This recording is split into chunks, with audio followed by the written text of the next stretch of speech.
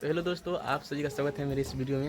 उम्मीद करते हैं कि आप लोग अच्छे होंगे, बहुत स्वस्थ होंगे। दोस्तों आज देखिए, हम जहाँ पर वीडियो बनाने के लिए आए हैं वहाँ पर भाभी लोग क्या खा रहे हैं। चलिए भाभी लोग से मिलाते हैं आप लोग को। जी क्या बात है? ठीक है। हाँ, हम लोग नेमो खा रहे हैं, आइए। अच्छा हाँ।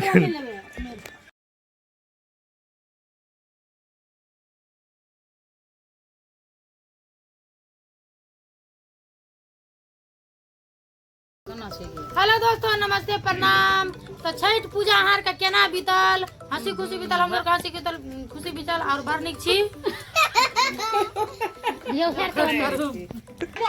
दोस्तों, नमस्ते, प्रणाम करना चाहिए सब। उम्मीद करे छी अच्छा है, हम अच्छा छी। तो देखियो अपने मीट खाइ छी और ए अपने मो खाइ छी। जेकरा जेकरा खाइ छी अच्छा अच्छा कमेंट करा के अपने मो वी खा ले आब।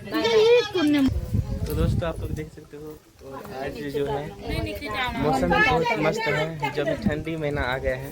नहीं, हम लोग को गर्मी आ रहे हैं, ठंडी नहीं।